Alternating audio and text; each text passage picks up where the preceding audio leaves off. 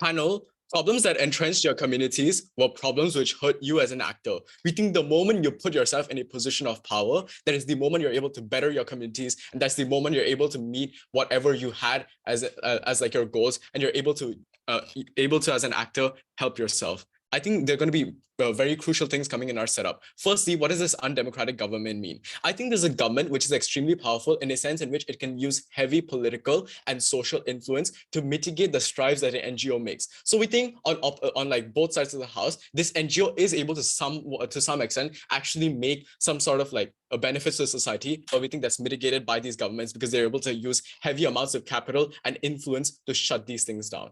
We think it's also that even if they're heavy influence, we told you the moment you're not able to have so much punitive change because you're not in a position of political power and your social spotlight. So on their side of the house, these NGOs are not able to also have like much change. It's because they don't have much political importance and they don't have social spotlight. So governments are not able to like basically have that much change because these NGOs aren't there. So I think they're going to shut down people on both sides of the house. But what is the incentive of this Varun person? Firstly, I think it's the communities and the oppression that they have faced in the past. Because this person, like their families and their friends were the people who are oppressed, and they care about these human rights violations because they themselves as a person experience this. But secondly, they also care about the people in status quo. We think the basic aim of this person is to alleviate the suffering of these communities and also to set a pedestal in which they're able to influence future political policies in which it helps these communities, and we'll be proving to you about how even after this actor is like basically non-existent, there's going to be a way in which we're better able to help individuals.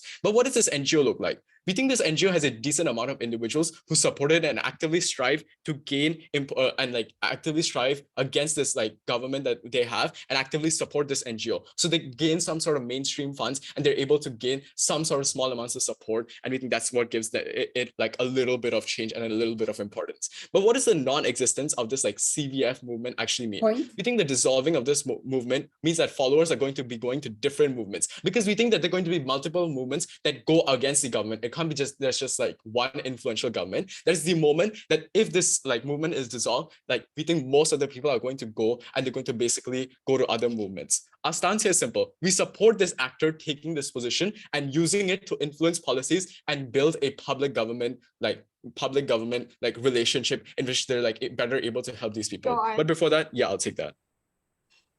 If you're not the most prominent organization, why would the government only offer it to you? No, I said this is the most prominent organization. What I was trying to say was there are going to be other organizations that are going to like basically go and like these basically the moment this like movement is dissolved, that's why they're going to go to other organizations. Well, to my first argument about how you put yourself on a position of power, which means you put yourself on a pedestal, which enables you to make much change for a much larger extent. The first layer, what sort of power are you able to unlock when you're working with these leaders? Firstly, since you're put in a political system, you generally gain a large array of active abilities that can help you firstly influence better and like influence policies and make new and better policies, but secondly also able to curate government and public relationships. That means you're able to spotlight problems in status quo in this state, which generally helps you being able to make change to policies to help these communities. And secondly, you're able to act as a bridge to help communities between these states. So which means that you as a person can influence policies but also create some sort of relationship between the government, which helps you act like as a bridge to help these communities. Secondly, about how you're better able to develop your communities on our side of the house. We think since you probably suffered from these problems, you as a actor want to like bring change to these communities and help them better. So the moment you unlock your potential to help these communities, that's the moment you're able to generally be a better actor and push towards policies that help your communities. You can help in restoring these communities by no, I'll take that later. You help in restoring these communities by providing government aid because you've got political power and capital influx generated to help like these communities. By this, I mean, on a comparative basis, when you as a person in the political system are able to have access to much larger amounts of capital and much larger like amounts of political importance and power, that is the moment you're able to have much more punitive change on our side of the house. We think even though the NGO is able to have some change, we think on our side of the house, you're able to use capital given to you to a much higher extent because there's more availability of it. Layer 3, about how you give this actor the ability to influence governments and their priorities. We think the goals of this actor are like extremely deep. We think not only did they want to develop these communities, but also wanted to be able to set government government agendas after they are going to help these community betters. By this, I mean their long-term, they also had long-term goals and plan in which they basically wanted to change like this entire violation of human rights happening from these governments into making this government actually care about human rights and actively push policies which help this person, which basically meant a change in government agenda. This means you're able to help this actor set an active position for themselves, which like basically means that them being able to form a platform for future activists to go in, which will lead me to my second argument about how you're able to provide a platform for future activists. I'll be taking that later. First, there about how you're able to like set a pedestal for future activists. We think that you as a figure are extremely influential. That means people who possibly face like the same problems as you and have like basically a large amount of social proximity to you are people who look up to you and people who want to strive for the same changes that you strive for. We think the problem that exists in status quo in this state is that these people likely would like have it really hard to be leaders and like be in positions of power and spearhead these movements. The moment this like the actor here goes into this political system and sets the bridge between the government and these communities, that is the moment they're able to like set a like level playing field for more actors to come and more actors to spearhead these organizations to help in the change of human rights. I think the second layer is about nepotism, about how you're able to put more people on the parliament, which results in a better government. Because this actor not only wanted themselves to be in a position of power, but likely wanted to strive for more change, which meant they would have more people like have the same view and put them in the parliament. By this, I mean, the moment you provide a platform for these future activists, that is the moment you're able to get more people who share the same view as you onto the parliament. I think the impacts here are really like simple. Firstly, you're able to like gain more people who share the same view, which means there are going to be more people pushing for these things. But secondly, you also set a pedestal and like a basic like social norm in which human rights are like valuable and needed, and that's why the government is like going to like change the narratives and like whatever policies they push for. But the third layer is the comparative year. Yeah, I'll take it. You start your speech calling the government one that hates activism. Why do they suddenly support you furthering progressive change on their behalf? Stop context shifting, bite the bullet.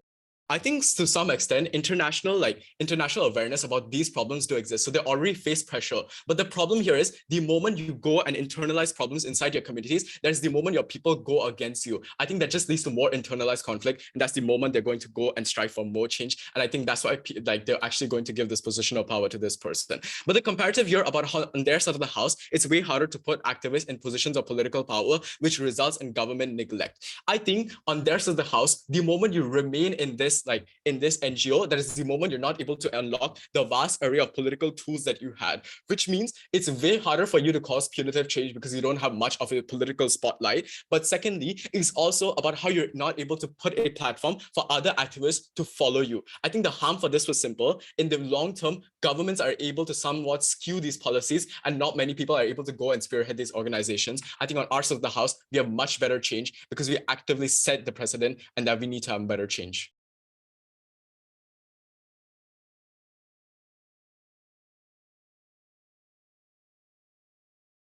All right, thank you very much to the Prime Minister for that speech. To begin the case for the opposition bench, inviting the Leader of Opposition. Here.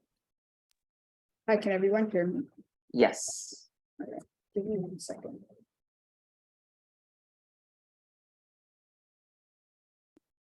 Starting my speech in, oh, by the way, PY is verbally. Starting my speech in 3, 2, 1. I am genuinely perplexed. Manasvin would have you create any form of progressive change by joining the very institution that put you in this situation to fight for it in the first place. If anything, you fell into a trap in their war and they were never willing to admit it. I'm going to take that out immediately.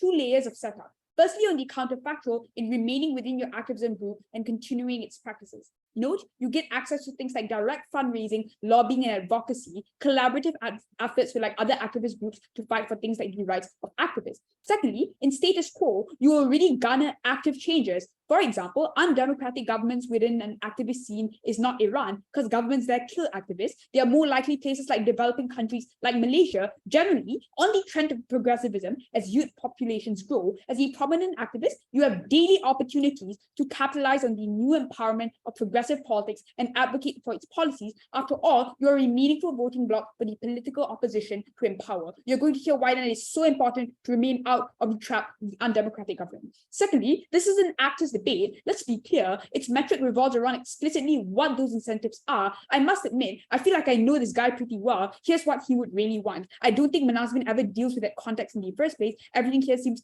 purely positive on the very basis of change in general. They lose already. Firstly, then, on what they want. Change, regardless of what kind. I think Rarun Vajendran wants to see marginalized minorities empowered and their rights enshrined. He wants, first of all, as much positive change, regardless as to what it looks like, as possible. But secondly, on actor fulfillment, like any other activist, he is an individual who got into this with a burning passion, a passion to make the vulnerable invulnerable and to change social sentiments to be far more open-minded. The actor likely finds great solace in making actual progress and collaborative efforts with like-minded individuals and activists, and the conception of furthering CFP as a movement that he's put a lot of effort in.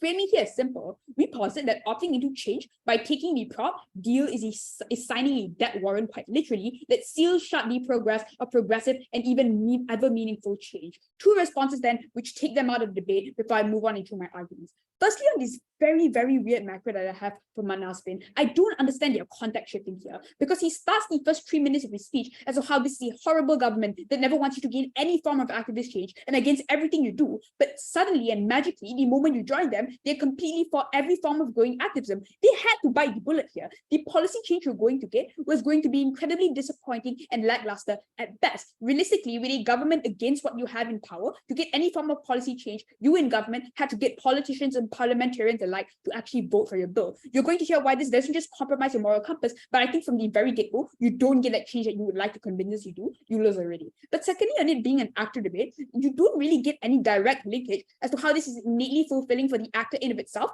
and specifically what the actor wants. Like, I think any activist would want the freedom to support multiple different groups, would want the freedom to endorse these groups, want to facilitate the relationships they already have with other activists, etc. Two arguments for you. Firstly, on the principle in putting the Rarun in Vajendran and staying true to yourself and your group. And secondly, on the practical as to how on the metric of change, we get it far, far, far better.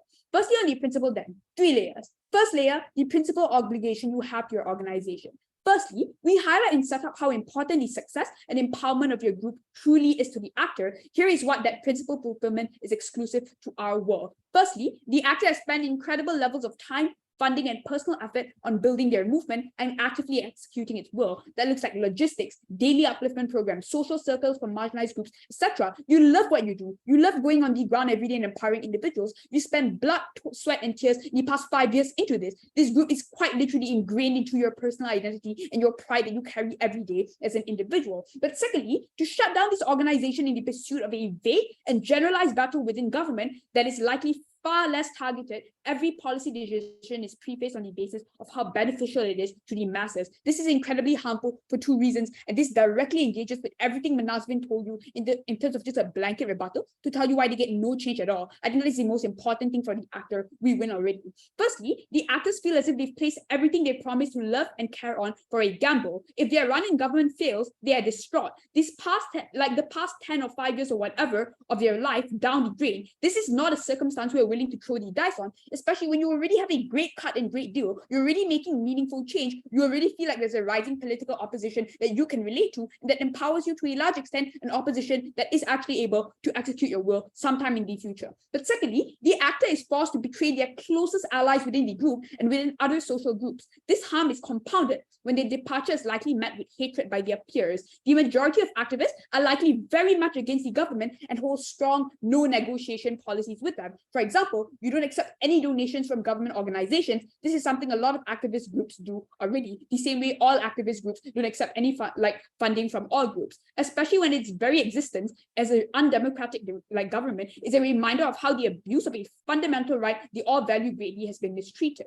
The right to incite change via a vote, because this government is so incredibly undemocratic. That goes to say the actor must abandon the entirety of their social circle they rely on as a network to incite change. This is a decision of no return. The harm is irreversible. You're seen as someone who abandoned your principles. I do everything you're able to garner the critical mass or become a prominent activist again if this is the likely outcome. On that alone, we win on skill.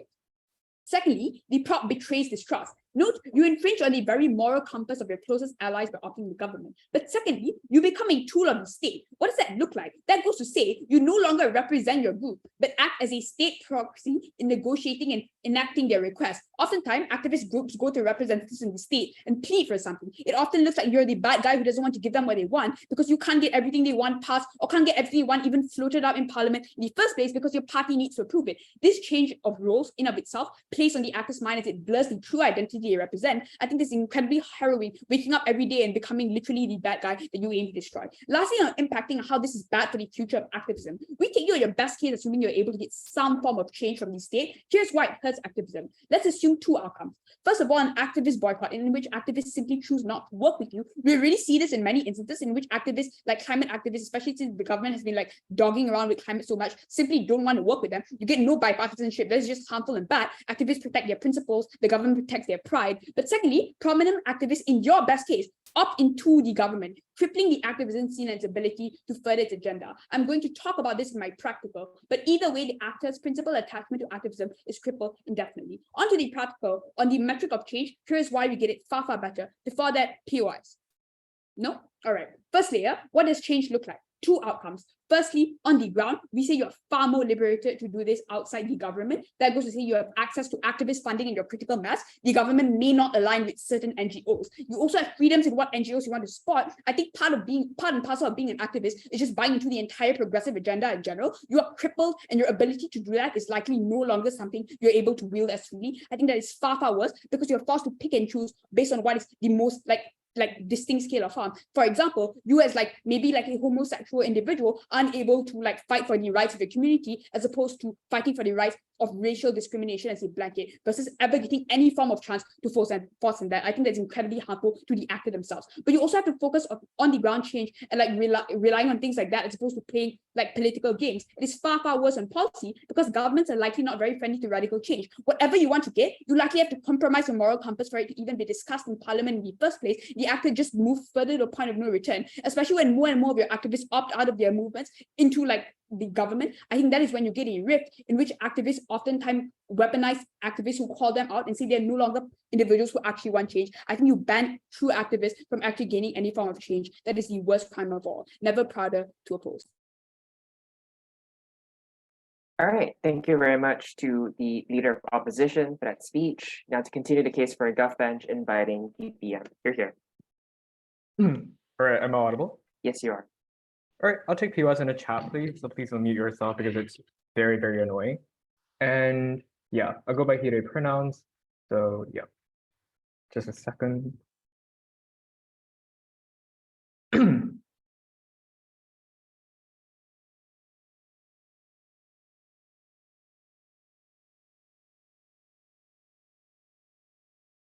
All right. Okay, I can't think of a fancy intro, so I'm just gonna start. Speech starting in 3, 2, 1. One line of clarification I will make very crucially on top of this speech is what is going to happen to these activist groups after you quit or basically they're forced to basically disseminate. The first thing, there are two possibilities I'll posit. One, yes, probably as what Manasvin suggested in first, these parties or these individuals in these parties can join other parties or perhaps to form other parties themselves. Second, yes, you can still probably continue that particular movement because the only requirement that this contract requires you is that you, as Rarun Vajendran, is required to be disassociated of this particular movement. It doesn't say that this movement cannot continue to operate insofar as perhaps there's another leader out there to pick up this particular movement, or perhaps the movement can operate in a leaderless scale, within the movement can continue to exist on either side of the house. The reason is, and this looks at, for example, I just want to extend this a little bit, because this not just looks at, for example, the movement continue to exist, but these perhaps looks like the people you have been raising in the past, the individuals you have been mentoring in the past for such a significant long term in time. These individuals can eventually rise to be leaders to continue to lead your movement as collective. So here's the comparative. On their side of house, these movements, and you are basically still in that movement, and the movement continues to shout on the ground with this particular undemocratic government literally giving you no response to all the echoes that you try to talk about and all the effort to continue to act in. Versus on our side, right now, you as a particular person becomes quite of a powerful figure in the government, in the government structure, and also you can simultaneously have those figures fighting outside of it. So the comparative becomes very clear. You only have external change on their side of house, which presumably is likely to have no particular outcome, versus on our side, you have this internal change that exists because you are in the government right now, but you still have external changes operating outside of the world. So that is the comparative they did not deal with. They need to lose this round. Two issues. One, on the principle to stay true to yourself, and second, which side garners more change. One, on the principle. They say you have a principal obligation to your people, and therefore you need to stay true to yourself. Elsewhere, you're betraying yourself, and you care about this because presumably this is what you've been fighting for as a telling. The simple response to this is just, we don't hurt it anyways. Because realize, I want to point out that this entire principle is contingent upon them proving that it's going to do well on their side, or either contingent upon us not being able to do anything on the proposition, or just entirely disassociating yourself from pushing your efforts towards this movement, or perhaps contributing towards it as a whole. If we prove that's the converse, then we don't hurt that anyways. So why is that true? One, the factor is that you're not abandoning your principle as a collective. You still remember that as an individual person, you're still fighting against all these human rights abuses. You're still trying to advocate against this inhumane cause on either side of the house. It is unclear why, therefore, in principality, or you internalize that particular idea you've given out your people. The best analysis we heard was, you're not seen as the person that abandons your social circle and your perceived value. One, it is unlikely to be so. You can still be seen as a figure that is literally legitimate because people can understand to some extent you're doing something great for the greater good of them through entering the state as a totality. You can just tell these allies of yours that have been fighting for you for far too long, have been fighting for you for so long internally. These individuals understand, so they're able to create things like counter social narratives against your cult of personality that is likely to be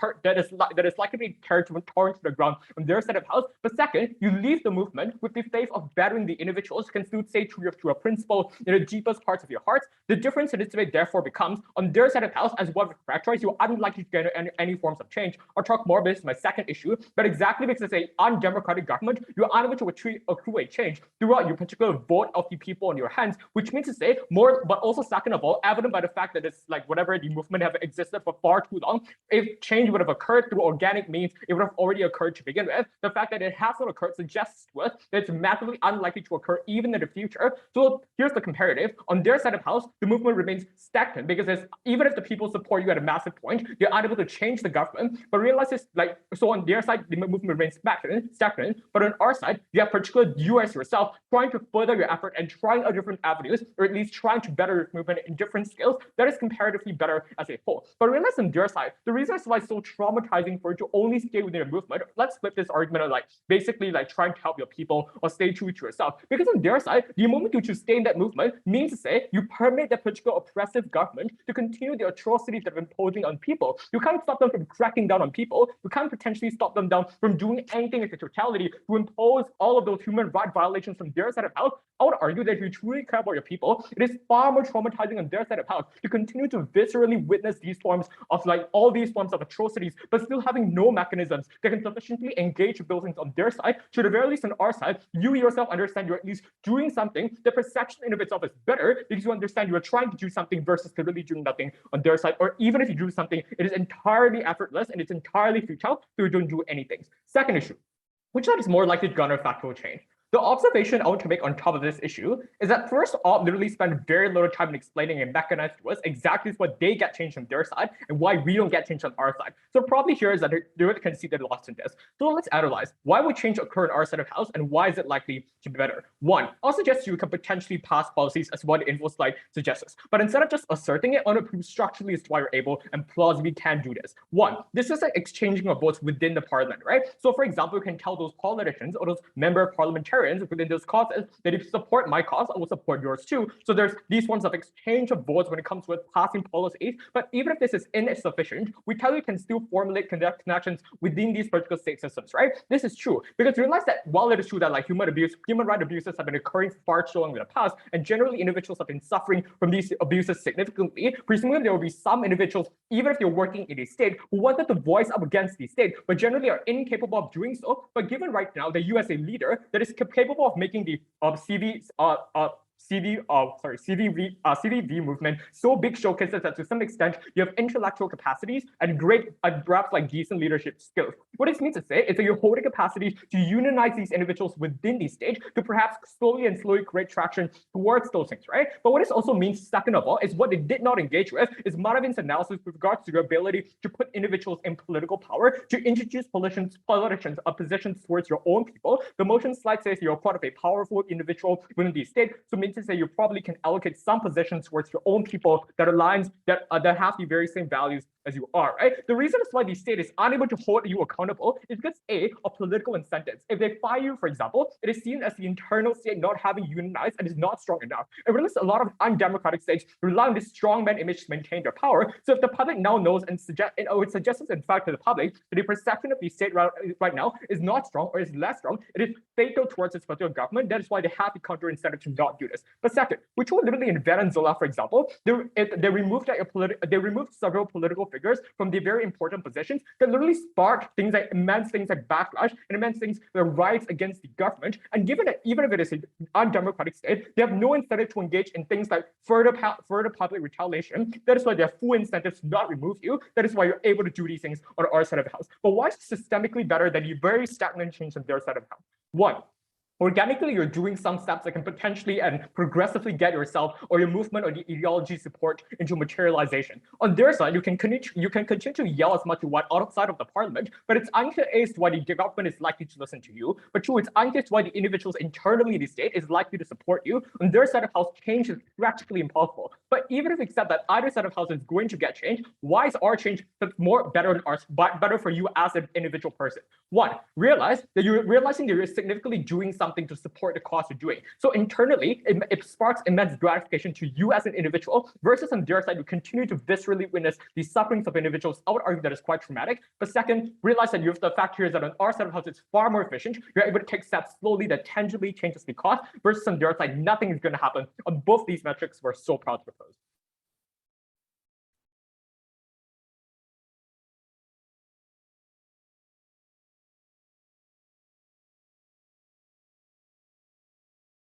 All right, I want to thank the DPM for that speech and to continue the opposition case, inviting the DLO. Here.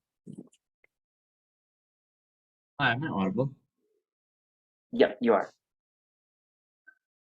Yes,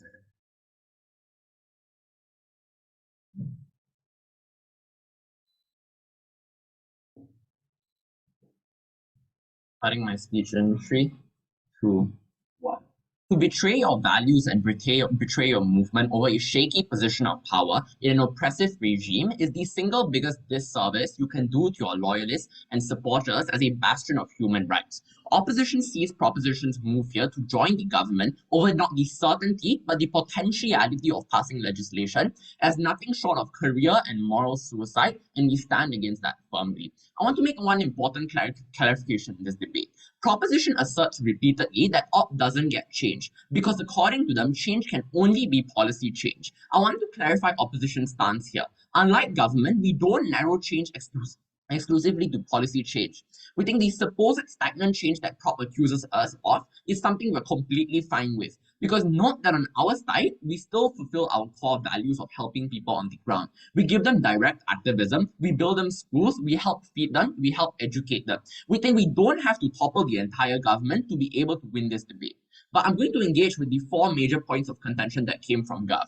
Firstly, about how they were able to supposedly get policy change in the government. This was the entirety and the core crux of the Gov case, but it's going to fall and it's going to make them lose. I think proposition is going to bite the bullet here and tell you that yes, Gov will be getting more policy change by the simple virtue that they're going to be in a position of power.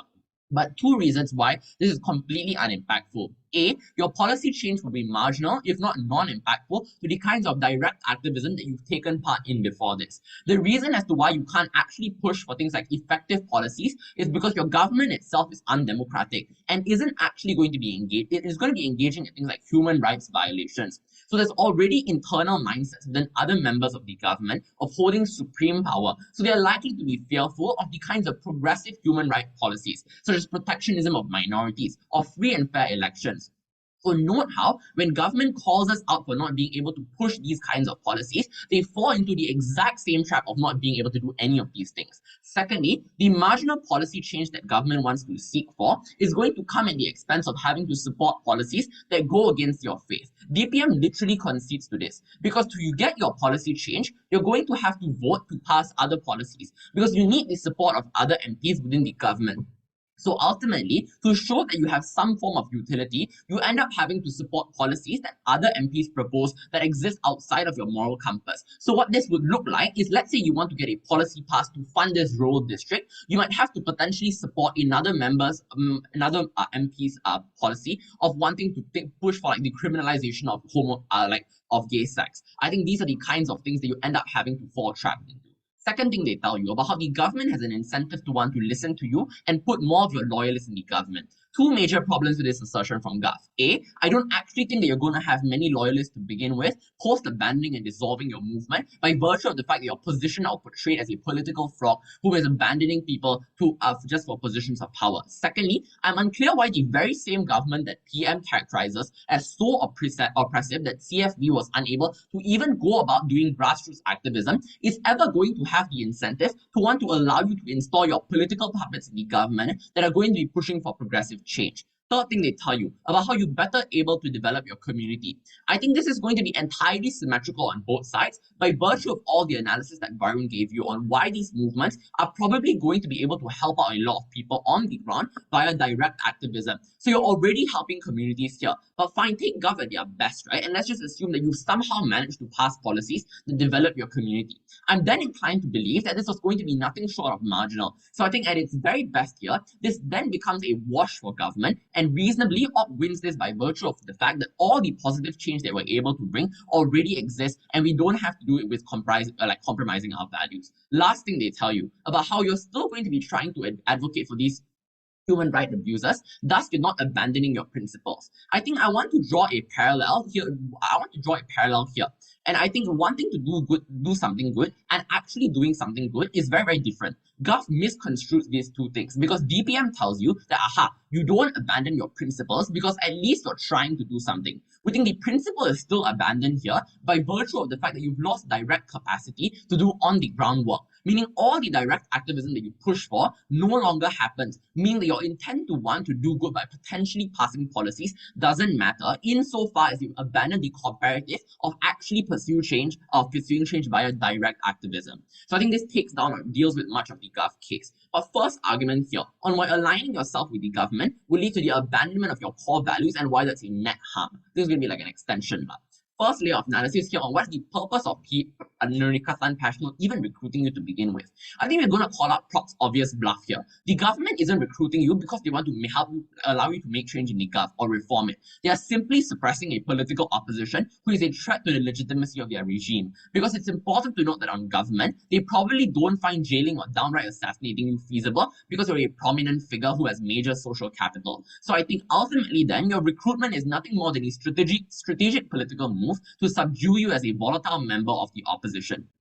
I think then what this is likely going to lead to is you're going to they're going to be keeping you close enough to want to keep you, be able to pacify you by giving you some form of ability to pass things like policy changes. But at the same time, they want to keep you close enough and they want to keep you close enough to not be able to push for things like trying to entirely topple the government. So you're going to have your power contracted. And I want to clarify something here, that this is a one-off irreversible choice, meaning to say that if you as Rarun suddenly feel like you're unhappy with the government because you can't bring any positive change here, know that there's absolutely no turning back. Because note how you can't actually leave the government and try to restart your activist career. Because A, you've lost your entire movement that you worked so hard to grow to begin with. So meaning to say that you don't actually have a movement to go back to. Secondly, you've lost all of your on-the-ground and loyalist supporters the second in which you abandon your movement. So there's no turning back. But secondly, of analysis here on why you even have to sacrifice your values to begin with.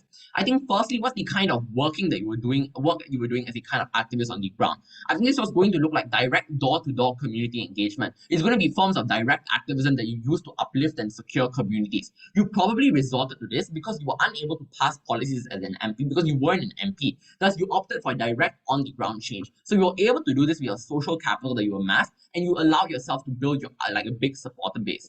But second layer on as to why you have to uproot your values. I think the reason as to why you end up uprooting your values is simply because of the fact that you are now going to have to align yourself with other forms of political extremists just to be able to push your policies. So you uproot your values by one, having to vote for policies that don't actually align with you, or secondly, ending up having to do things like not being able to stick true to your principles of wanting to help people on the ground. We think ultimately, as an individual, you then lose a lot of your self-identity because all these things that you once held dear to yourself no longer is able to exist. I think then in the future, you as a political activist probably no longer have, like you as an individual, might lose the motivation or the capacity to even go out and push for more political activism. But what are the then long-term harms, right? One is the simple fact that you can't turn back. Secondly, is the fact that you might lose your supporter base entirely. But I think losing your supporter base can be incredibly harmful as a person who wants to do things like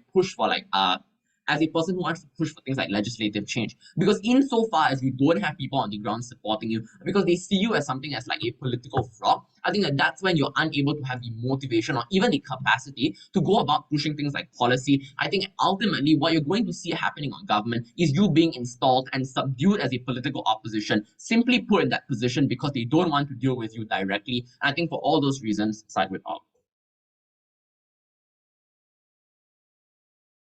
All right. Thank you very much to the DLO for that speech. Again, POIs are highly encouraged in that case to conclude the Gov case, inviting the government, but here. Okay, POIs strictly through chat, don't interrupt me. I will start in 3, 2, 1. Changes the analysis that comes analytically prior to all interests of Varun in today's debate, so long that we're able to prove this and also remove the exclusivity of direct change coming from the speaker before me, we take the debate. Few things I'll do in my speech, right? First of all, counterfactual comparison, wherein I compare both sides' model, and secondly, on the clashes.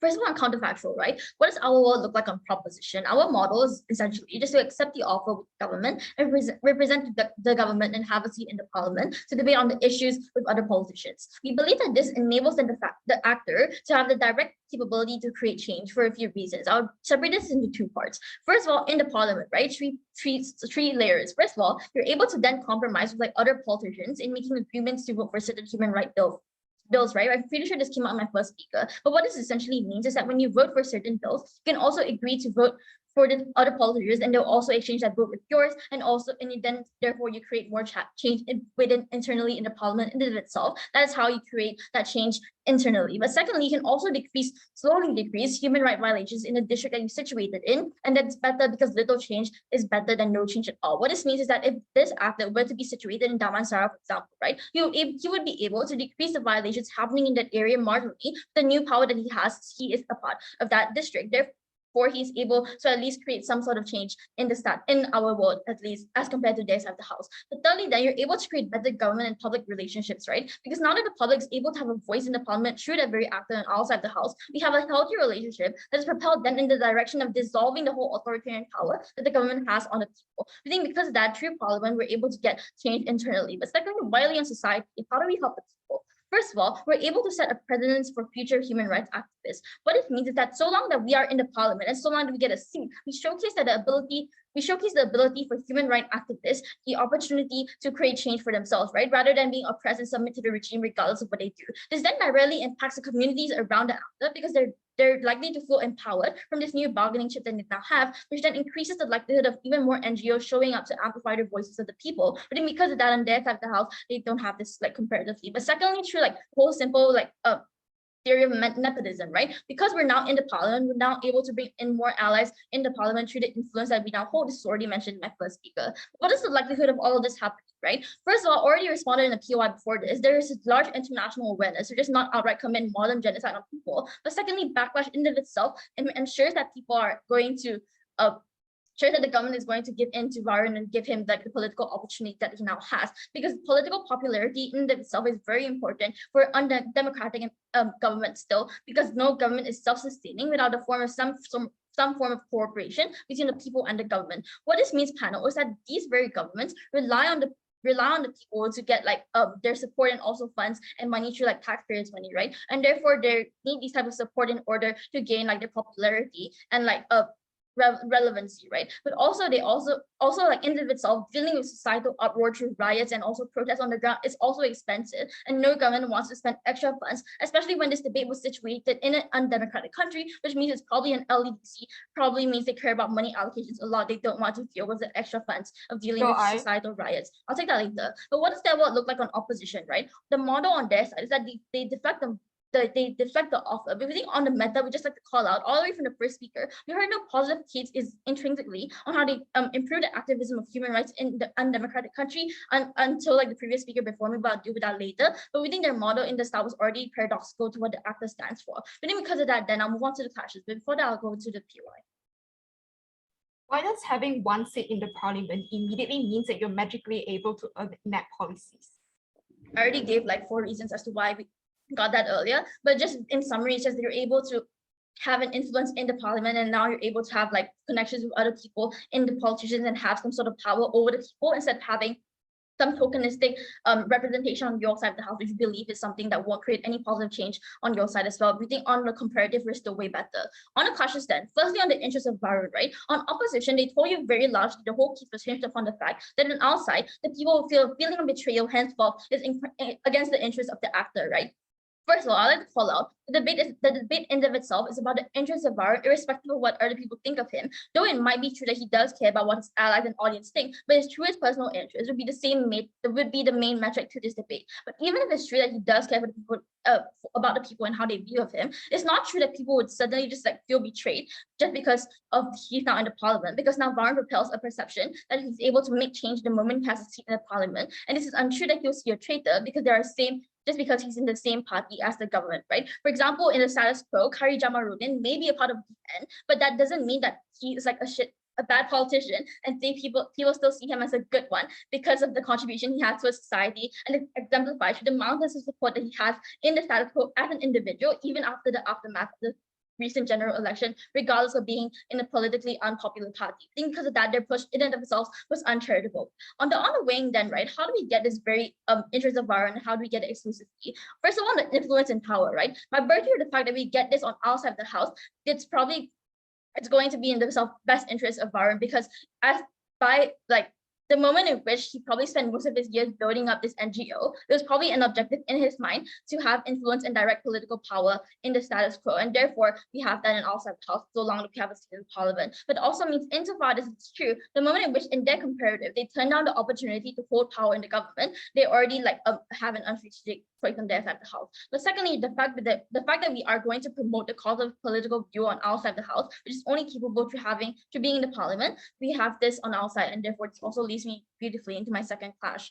On the second clash, then on pragmatic benefits and like change in general, right? On opposition, they told you that they're able to help more people on the ground through building them direct schools and like feed them, and also just giving them direct help, which is what came up in the previous speaker. But first of all, I like to point out this inexclusive, because NGOs that might come up as a result of the dissolution of Varuns can also provide direct change, but also policy change can also help people on the ground. That's the whole point of policies. But then what is then the deadlock breaker between these two things, right? Because exclusively on our side of the house, when you have policy change, it becomes self-sustaining as compared to their side. Because comparative and opposition is when you have to always scrape out money from your already disenfranchised members to build temporary schools and give up food aid, right? We think this in itself is already short lasting, because you only have a certain finite amount of money by your own NGO, which also is something that won't be long lasting so long you have constant clampdowns from the government. Therefore, because of that, on our side of the house, we exclusively have more funds from the government the moment we have more power in the parliament, right? But then the opposition will only constantly shoot themselves in the foot in the long run, the more you give into them panel.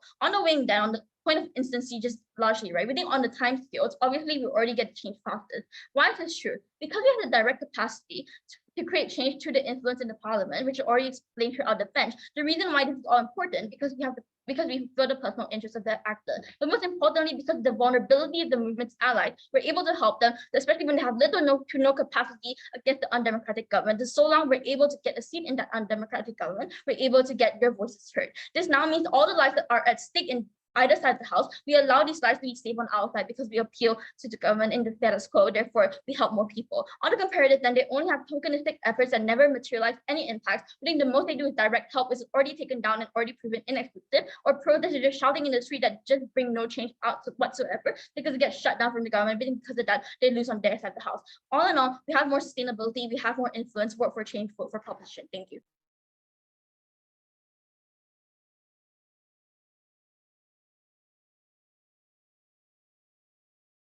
Okay, thank you very much to the Gov Whip for that speech. And to conclude the grand finals of VFC pre-tryouts, inviting opposition whip. Here. All right. I prefer POIs in chat, except unless at the 6th minute I haven't and forgot to take a POI. All right, starting my speech. Wait, let me check which side we're on.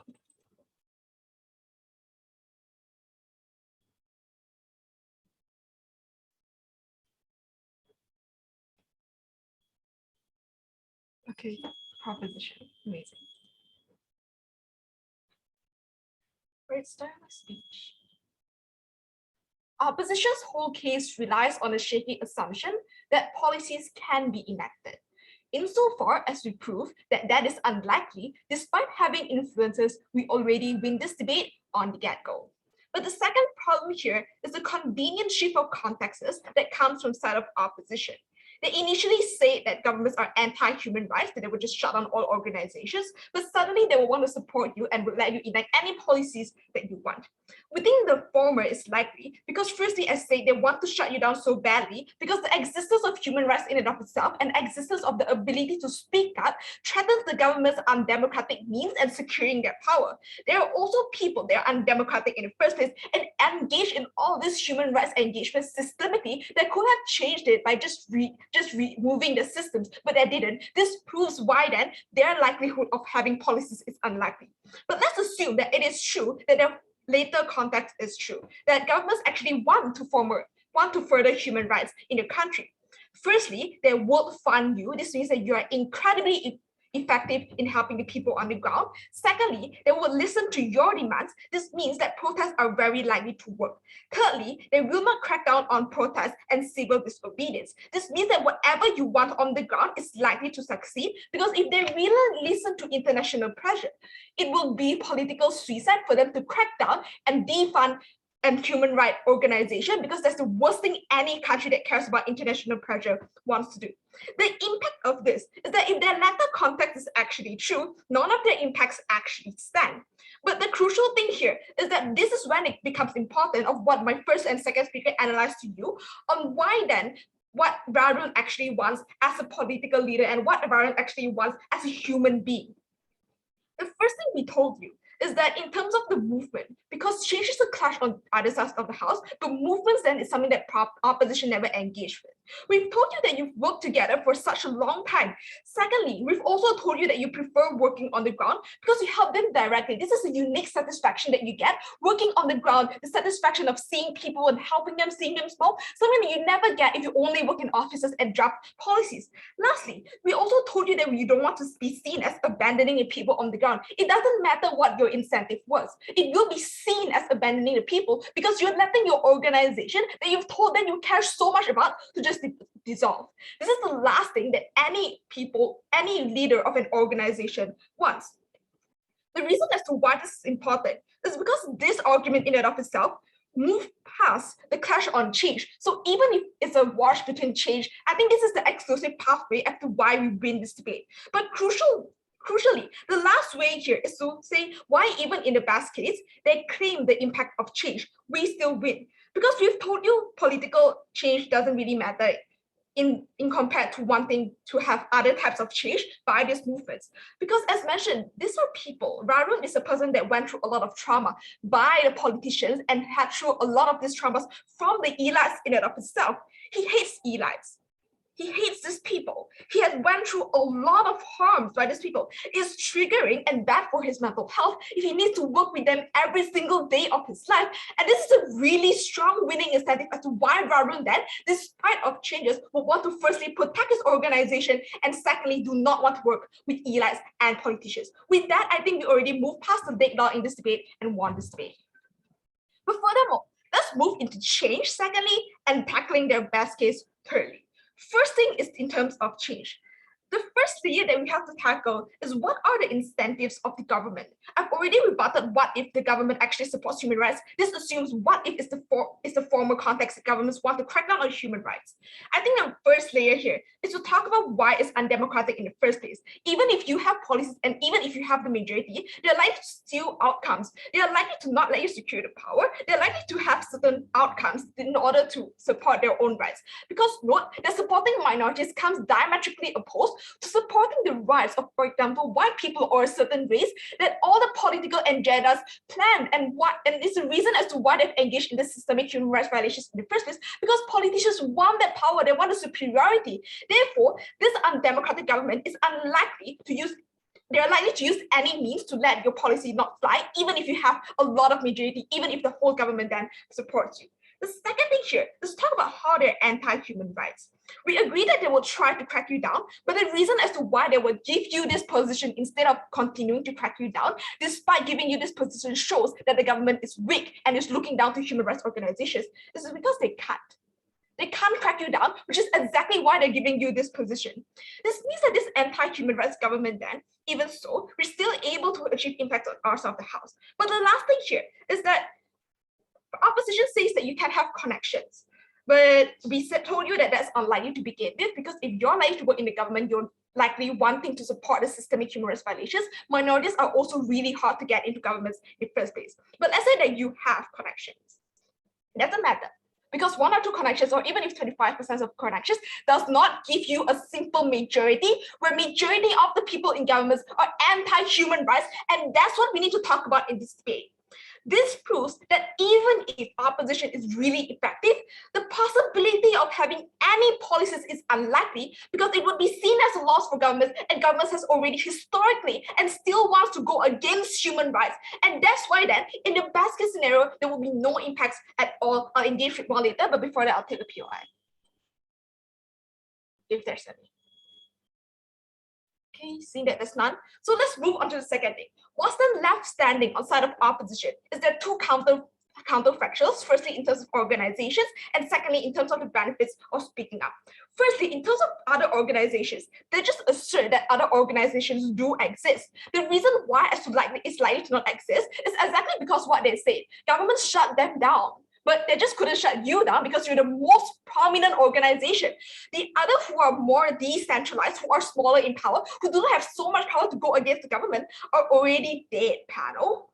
But even if they do exist, they're not as strong, because you have the unique leadership and charisma that allowed you to be the most prominent social activist. This means that whatever impact that you can achieve can never be achieved by any other organizations. But if it is true that it's so functional and it's so good to just go into politics, all other organizations will do so. All other prominent leaders will do so, because you set the precedence as a prominent leader that had been looked up to. Therefore, regardless of whether it's efficient, whether it's effective to go into the parliament or not, a lot of people will follow suit exactly because they look up to you. And this is the problem, because this then leaves a lot of actually functional organizations to a certain extent leaderless, and this cripples them out to death.